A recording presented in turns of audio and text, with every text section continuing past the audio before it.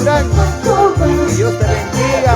Para mi hermana Estela, de la ciudad de Huancayo.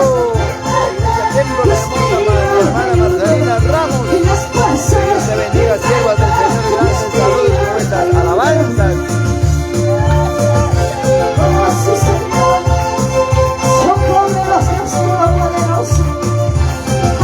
Señor, oh, necesita tu fuerza, necesita tu ayuda este pueblo de Póngora, Señor, te busca, te llama, llega a los santos, maravilloso.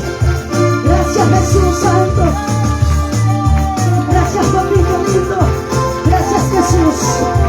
Oh, Santo, Santo, ahí alaban al Señor, adoran al Señor, Santo, Santo.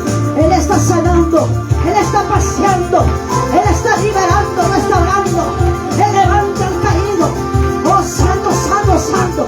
Hay una presencia fuerte, aleluya, Santo. Oh, Santo, gracias, Padre. Él está aquí.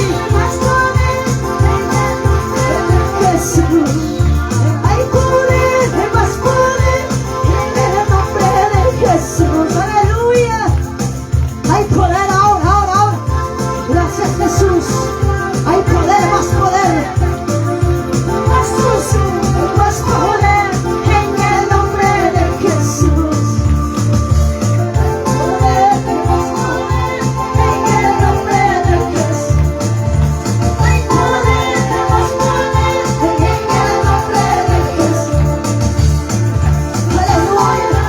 Libertad en el nombre de Jesús.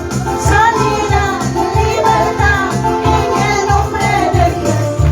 Hay libertad, Señor. Hay sanidad en el nombre de Jesús. Sanidad en el nombre de Jesús. Oh, sanidad, libertad en el nombre de Jesús. Restaura. Oh, yo lo creo, Señor. En el nombre de Gracias, papá. Señor, restaura más. Oh, maravilloso. Con tu mano poderosa toca, Padre.